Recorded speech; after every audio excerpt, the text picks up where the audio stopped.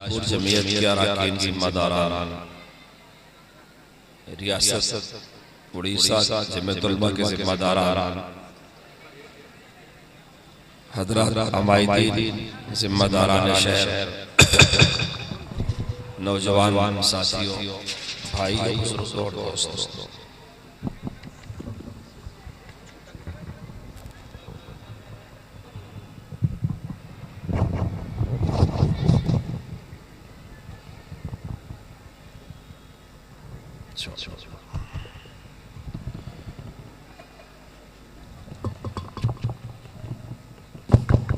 ठीक भाइयों बुजुर्गों और दोस्तों, आप जिस रियासत के बाशिंदे हैं उड़ीसा की रियासत, यह हिंदुस्तान की कदीम तारीख का एक बहुत अजीम गहवारा माना जाता है। जो लोग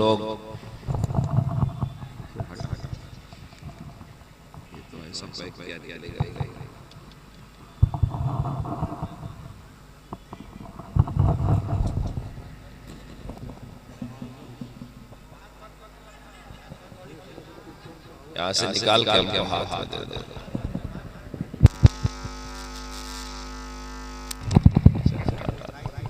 बस छोड़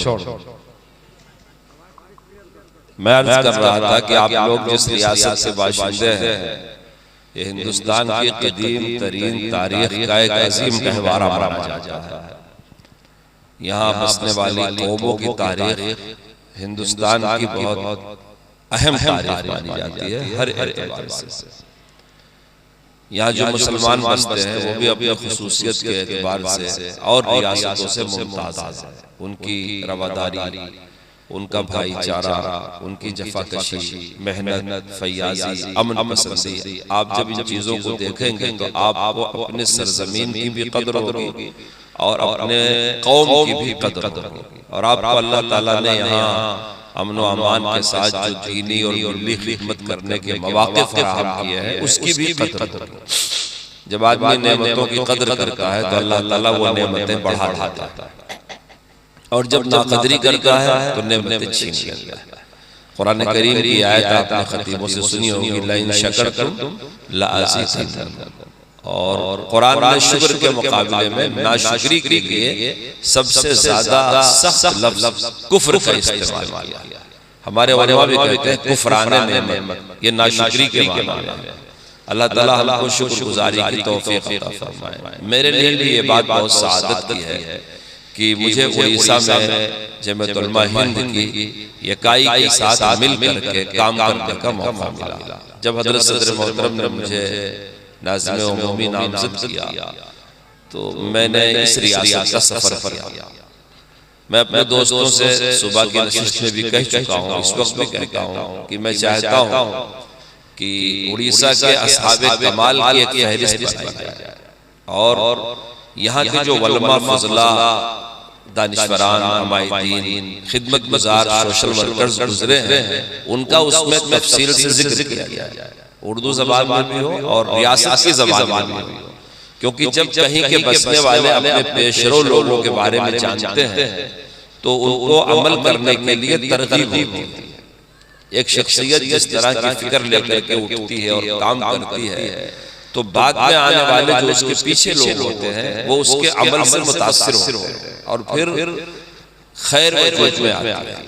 अगर किसी आदमी ने कोई अच्छा काम किया और बाद में उसकी नकल की गई तो जिसने पहले अच्छा काम किया है उसे उस नकल करने वाले का सवाब भी मिलेगा। और किसी ने कोई बुरा काम किया तो उसकी नकल करने वाले ने नकल किया तो जिसने बुराई शुरू किया उसको इस पीछे लगने वाले बुरा करने वाले का गुनाह भी मिलेगा। अल्लाह ताला इस बवाल से हमको बचाए।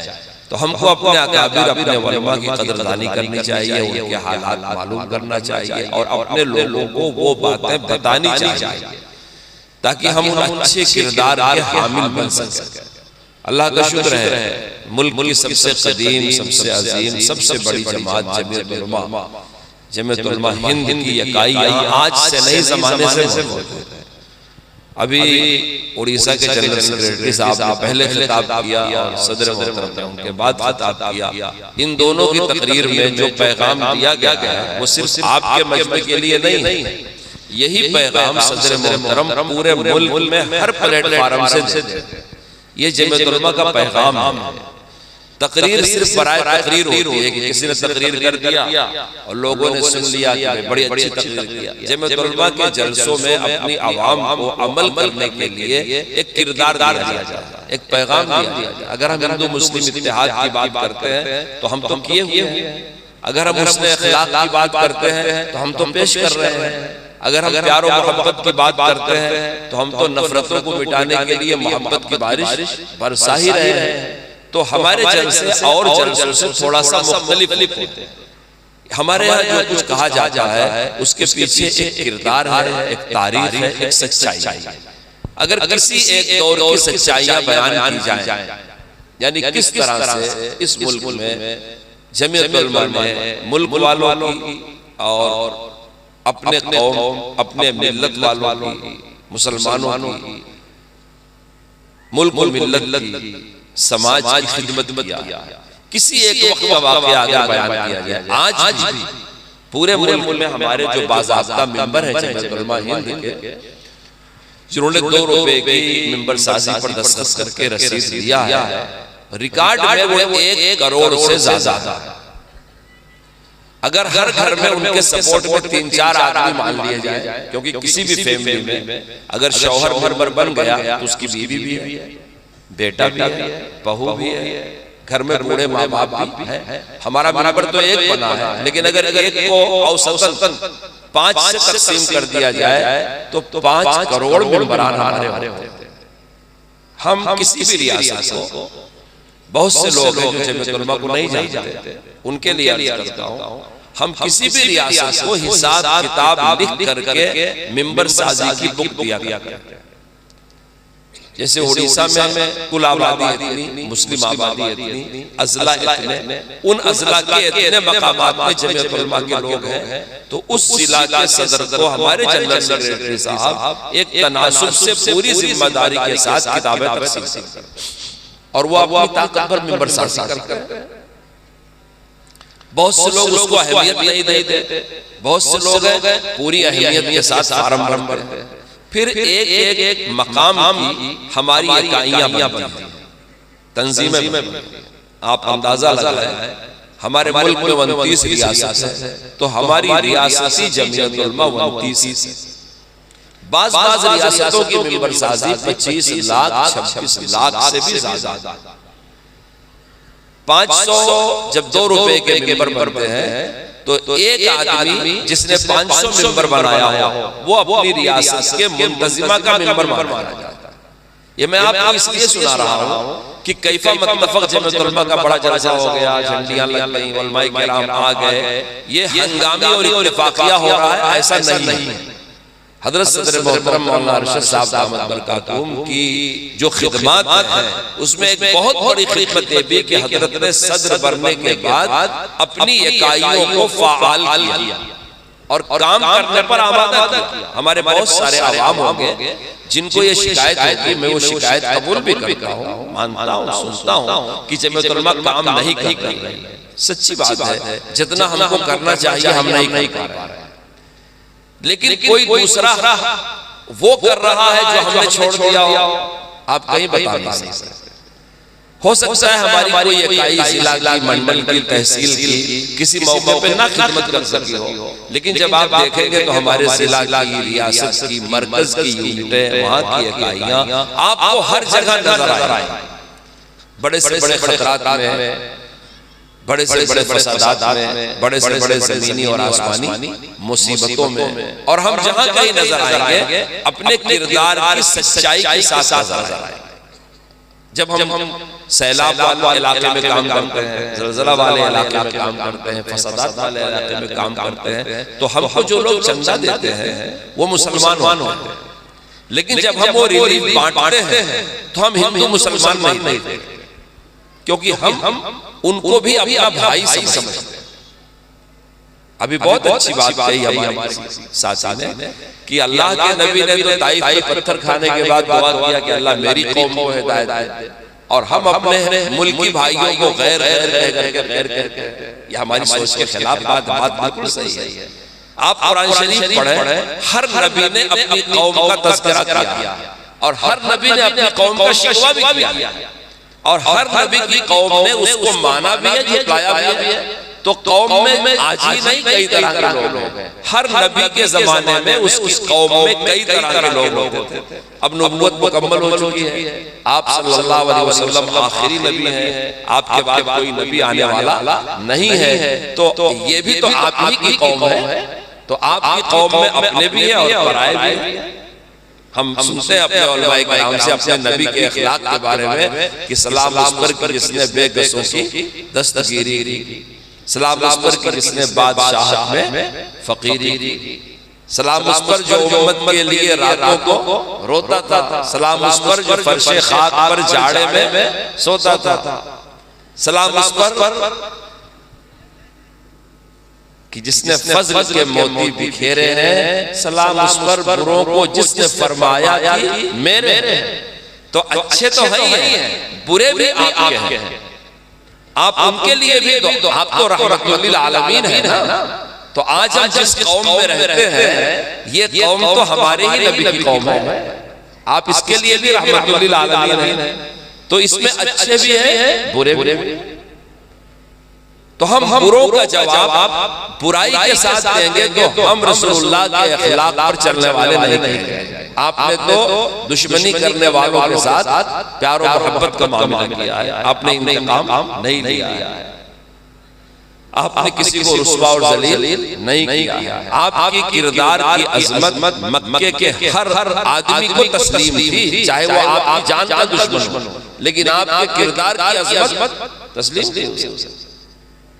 तो हम जिन लोगों में रह रहे हैं, हम जब किसी इमदाद के लिए पैसा लेते हैं तो हमको पैसा देते हैं मुसलमान, और जब हम उस पैसे को तकसीम करते हैं भूखों में, नंगों में, बेसहारा लोगों में, तो हम हिंदू मुसलमान की बात बिल्कुल नहीं। और यही बात हम पूरे मुल्क में जमीयत उलमा का पैगाम हर मुसलमान भाई को समझाते हैं कि आप एक बेहतरीन उम्मत हो जो लोगों को नफा पहुंचाने के लिए पैदा किए गए हो। आप जहां रहो नफा बख्श होकर के रहो, आप जहां रहो वहां नुकसानदेह बनकर के ना रहो, लोगों को तकलीफ ना अजियत ना। मोमिन जब जमीन पे चलता है तो पैर पटक करके नहीं चलता, उससे जमीन को तकलीफ। मोमिन की शान यह है कि सायेदार दरख्त के नीचे गंदगी नहीं करता। मोमिन की शान यह है बहते हुए पानी में गंदगी नहीं करता। मोमिन की शान यह है अबस वो किसी चीज को छेड़छाड़ नहीं करता। मोमिन की शान यह है कि किसी भी जीव जैसी चरित्रों परिंदों को वो अजियत नहीं पहुंचाता। जमीयत उलमा यही पैगाम इसी पर अमल भी करती है, और यही पैगाम पूरे मुल्क में हर रियासत में हर इकाई को घूम करके पहुंचाती है। और जो लोग जमीयत उलमा से जुड़े हुए हैं उनका वही लबो लहजा है पूरे मुल्क में, जो आपने आज जैसे अपने सदर मोहतरम और अपने जनरल सेक्रेटरी का सुना। मुझे बहुत खुशी हुई कि ये वही बातें हैं जो सदर मोहतरम कहते हैं, और वही बातें हैं जो हमारी इकाइयों के लोग भी आप तक पहुंचाते हैं। अब फैसला आप पर है कि आपका लबो लहजा समाज में यही होना चाहिए। आप जहां बैठे रहे लोगों के नफा रसानी का जरिया बने, लोगों की हमदर्दी का जरिया बने। हम इतनी बड़ी जमात से आते हैं जिसके 1 करोड़ से ज्यादा तो बाकायदा मेंबर है रजिस्टर, और अगर उनके घर वालों को मान लिया जाए 5 गुना तो 5 करोड़ हो गए। और 1919 से ये जमात चल रही है, और आज मुल्क का कोई जिला ऐसा नहीं बचा है जहां मुसलमान तो बसते हो और हमने जमीयत उलमा ना बनाया।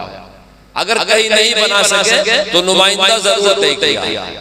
बाज़ वो रियासत है जैसे केरला है जहां ज़बान का प्रॉब्लम है, वहां भी जमीयत उलमा बनाई। कर्नाटक के बाज़ वो अज़ला जो बहुत दूर है, साहिल समंदर पर वाक़ है, वहां भी जमीयत बनाई गई। महाराष्ट्र के बाज़ वो अज़ला जो बिल्कुल किनारे वाक़ है, कोकण वगैरह और मुल्क से कटे हुए, वहां भी जमीयत उलमा बनाई। आप खुश नसीब लोग हैं कि आपकी रियासत में जमीयत उलमा की तारीख उतनी ही पुरानी है जितनी जमीयत उलमा पुरानी है।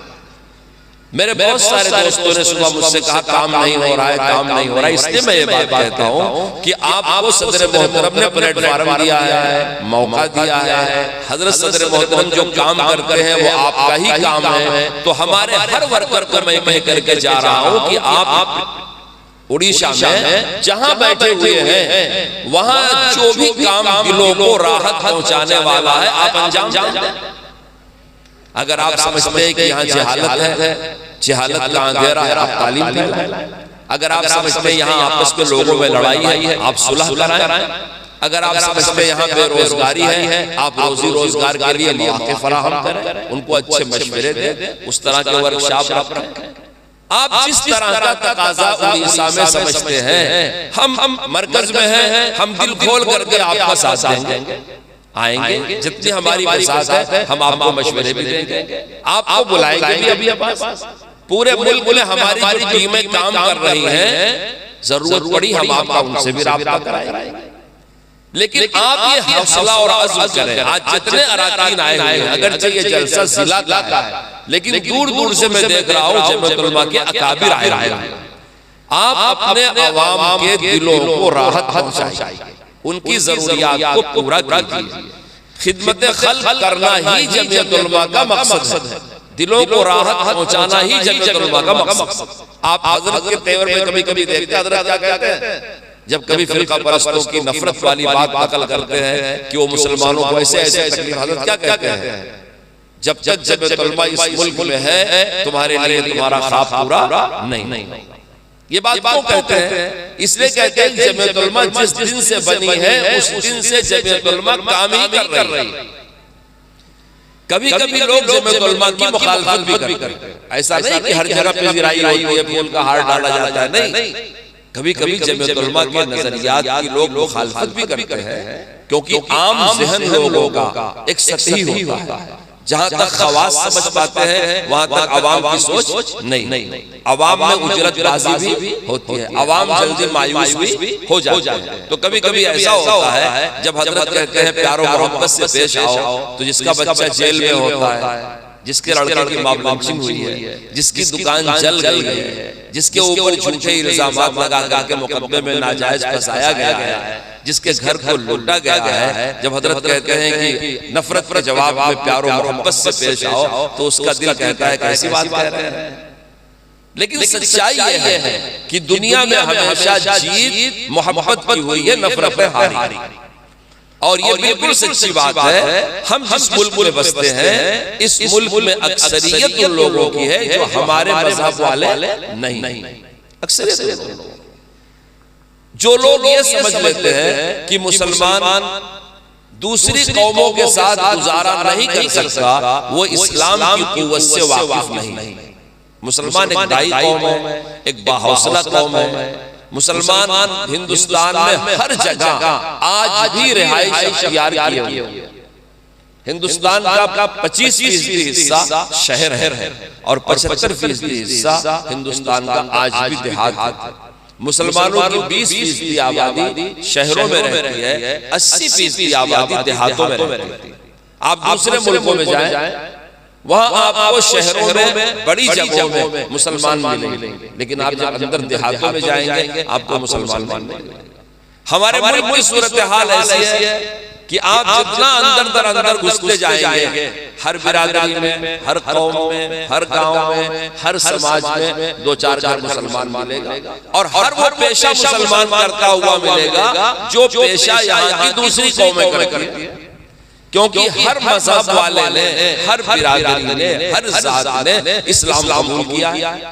आज से पहले जिस माहौल में आज मुल्क चल रहा है, अब से जरा सा ऊपर आप चले जाइए तो मजहब के नाम पर नफरत का एजेंडा नहीं। मजहब लोगों को जोड़ता था, लोग मिलजुल करके ईद, दिवाली, होली, खुशी, गमी, शादी ब्याह, जो जनरल सेक्रेटरी साहब ने बात कही है बहुत अहम बात है। आपको अपनी शादियों में बुलाइए, उनके यहाँ आप जाइए, उनके फंक्शनों में जाइए। आपका ईमान इतना कमजोर है कि आप किसी गैर मुस्लिम से मुसाफा करेंगे तो ईमान चला जाएगा। इतना कमजोर आपका ईमान है। अगर आपने किसी के गम में उसकी तसल्ली की बात कह दिया तो क्या आपका ईमान खत्म हो जाएगा? अगर आपने किसी की खुशी में दो मीठे बोल बोल करके उसको मुबारकबाद दे दिया तो क्या ईमान चला जाएगा? अगर ऐसे ही ईमान जाता तो इस्लाम यहाँ फैल ही नहीं सकता। ये तो आपके बेहौसला होने की बात है। आप में हौसला होना चाहिए कि आप जहां रहते हैं वहां इस्लाम की तालीमात पर अमल करें। इस्लाम की सही तालीम यह है कि इस्लाम ने कभी भी आपको इबादत करने वालों से, मजहब पर अमल करने वालों से छेड़छाड़ नहीं किया। मैं आपको एक किस्सा सुनाता हूं। हजरत उमर रज़ी अल्लाह ताला अन्हु के जमाने में यही बैतुल मक़दिस फतह हो गया। आपने सुना होगा, उसकी चाबियां हवाले कर दी गई।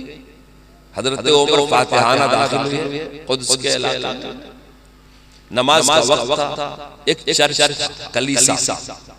कलीसा के फादर ने हजरत उमर से कहा कि आप यहाँ नमाज पढ़।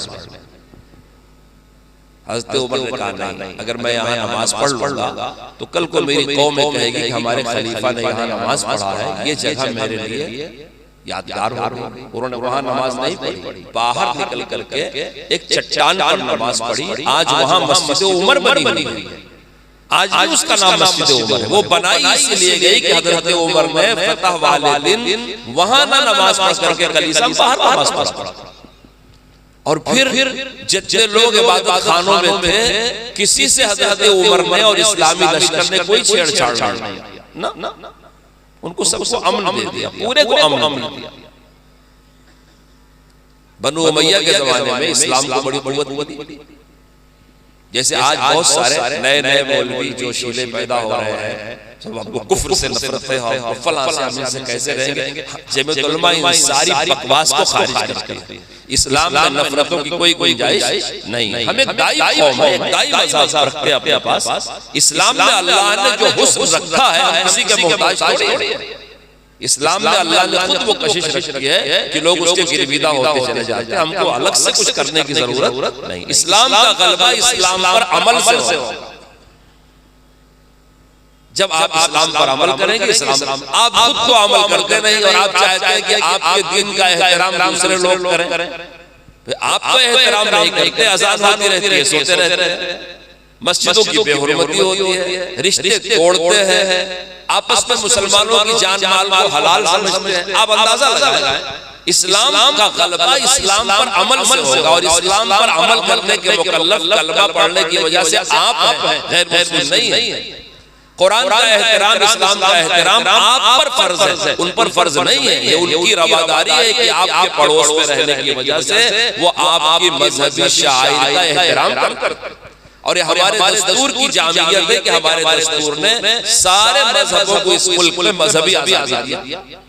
तो बनु उमैया के जमाने में कुछ जोशीले लोग इस्लाम में दाखिल हुए नए, उन्होंने कहा कि हम इस्लाम की सरजमीन में कलीसों को बर्दाश्त नहीं करेंगे, हम इस्लाम की सरजमीन में गैर इस्लामी त्योहार को बर्दाश्त नहीं करेंगे। भाई वो अपने त्योहार मनाते थे, इबादत करते थे, अपने चर्चों और कलीसाओं में रहते थे। तो उस वक्त के उलमा ने उन नौजवानों का गरीबान उनका हाथ पकड़ा और उनसे कहा, तुम हजरत उमर से बड़े गैरतमंद नहीं हो। ये जो बने हुए कलीसा है, ये जो गैर मुस्लिमों की, ईसाइयों की इबादत गाहें हैं, ये हजरत उमर के जमाने से बनी हुई है, ढाई नहीं गई।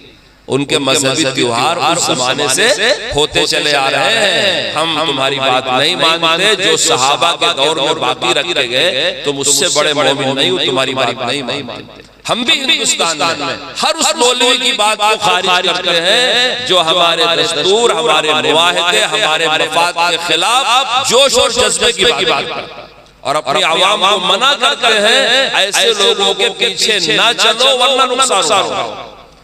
जमीयत उलमा उलमा की जमात, जमीयत उलमा में मशाइख हैं, अकाबिर हैं, उलमा है, साहिब निस्बत। आप उड़ीसा में मीटिंग कर लो, आपके यहाँ अमीर शरीयत कौन है? एक बहुत बड़े अल्लाह वाले खलीफा। आपके यहाँ जमीयत उलमा के सदर कौन है? दारुल उलूम के फारिग पूरे मुल्क। आपका जनरल सेक्रेटरी कौन है? एक बहुत बड़े साहिब निस्बत आले रसूल के खानवादे के चश्मे। आप अंदाजा लगाओ, क्या ये सारे लोग भांग खाए हुए हैं? जो ये सब लोग कहते हैं प्यार से रहो, मोहब्बत से रहो, ये सब लोग हजरत मौलाना अरशद मदनी कौन है? अंदाजा लगा। क्या वो इल्म जो तुमको है, जो तुम जोश और जज्बे की बात करके कौम का इस्तेसाल कर रहे हो, सारी फिक्र कौम की तुम्ही को होगा, ये बुजुर्गों को नहीं है। इसलिए वो इस्लाम फॉलो करते हैं जो इस्लाम मोहम्मद अरबी सल्लल्लाहु अलैहि वसल्लम से सहाबा ने दिया, और सहाबा ने जिस इस्लाम की तबलीग पूरे दुनिया में किया, उसी तरीके से इस्लाम यहाँ पहुंचा था, है और रहेगा। जो तुम्हारा नफरतों वाला तरीका है वो मसले का हल नहीं है। लोगों ने खारिज कर दिया कि हजरत उमर के जमाने में इनके मजहबी त्योहार होते थे, रस्म और रिवाज होती है, इबादत करते थे, आज आपको गलबा हो गया है यहाँ, तो इनको मना नहीं किया जाए। इसलिए आपके दिल में याद रखो, किसी आलिम से पूछो, मुसलमान वो है जो अपने नबी के साथ सारे नबियों पर ईमान लाता है। कभी कभी आप देखते हैं बाज़ बदनसीब मुसन्निफीन, मौरखीन, मुस्तशरिकीन हजरत मोहम्मद रसूलुल्लाह सल्लल्लाहु अलैहि वसल्लम की शान में गुस्ताखी करते हैं। एक मर्तबा डेनमार्क की गुस्ताखी वाला वाक़या पूरे दुनिया में मशहूर हुआ। उनके नबी ईसा अलैहिस्सलाम उन्होंने बदनसीबी किया, हमारे नबी की शान में गुस्ताखी किया। क्या हम गुस्से और जज्बात में आके हजरत ईसा की गुस्ताखी कर सकते हैं? हमारा कुरान कहता है वो अल्लाह के पाक पैगंबर है, पाक दामन मरियम बतूल के पेट से पैदा हुए, वो रूहुल्लाह है, अल्लाह के नबी है, आसमान पे जिंदा उठाए गए। आप कुरान करीम का बयान देखो, क़यामत के करीब वो उतरेंगे दोबारा। तो क्या इसलिए कि एक ईसाई ने रसूलुल्लाह की शान में गुस्ताखी किया, क्या मुसलमान ऐसा कर सकता है कि उनके नबी की शान में गुस्ताखी करे? एक यहूदी अगर रसूलुल्लाह की शान में गुस्ताखी करते हैं, तो क्या मुसलमान हज़रत सुलेमान की शान में गुस्ताखी कर सकते हैं? हजरत याकूब की शान में गुस्ताखी कर सकते हैं? हजरत मूसा व दीगर अंबिया बनी इस्राइल की शान में क्या कोई नाज़ेबा? मैं कहता हूं अगर किसी ईमान वाले ने किसी एक नबी की शान में गुस्ताखी किया, उसका ईमान चला जाएगा। क्योंकि मुसलमान वो कौम है जो हजरत मोहम्मद रसूलुल्लाह के साथ आदम अलैहिस्सलाम तक सारे नबियों पर ईमान लाते। हम इसीलिए कहते हैं कि इस्लाम दायमी मज़हब है। एक आदमी ईसाई है, अपने मजहब पर उसका ईमान मुकम्मल है, लेकिन इस्लाम पर उसका ईमान मुकम्मल नहीं है, क्योंकि वो ईसा अलैहिस्सलाम तक ईमान लाता है, मोहम्मद रसूलुल्लाह पर ईमान नहीं लाता। बाइबल तक उसका ईमान है, कुरान पर ईमान नहीं है। मगर मुसलमान वो कौम है जिसका ईमान अपने नबी से लेकर आदम अलैहिस्सलाम तक है, जिसका ईमान अपने नबी की किताब कुरान शरीफ से लेकर के और सूफी इब्राहिम मूसा तौरात ज़बूर इंजील सारी आसमानी किताबों पर।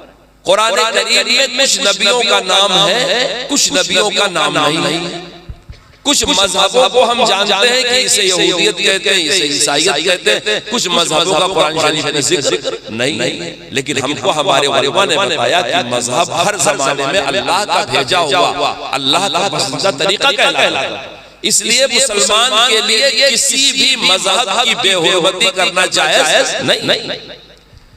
इसीलिए मुसलमान के लिए किसी भी मजहबी पेशवा के साथ बेअदबी और गुस्ताखी करना जायज नहीं। हमको नहीं मालूम किस जमाने में गुजरे, कौन थे, क्या थे। हो सकता है आपके जमाने में अल्लाह के पाक नबी रहे हो, क्योंकि हमारा कुरान खुद कहता है कि कुछ नबियों का हमने जिक्र किया है और कुछ का जिक्र नहीं किया है। अंबिया कमोबेश 1.25 लाख दुनिया में आए, और कुरान कहता है कोई कौम ऐसी नहीं गुजरी है जहां अल्लाह ने अपना नबी भेजा हो। ये कुरान कहता है बोले कुल्ले कौमिन हाद। अब जब 1.25 लाख अंबिया आए और हर कौम में नबी आए, तो कुरान में तो कुल चंद अंबिया का तज़किरा है।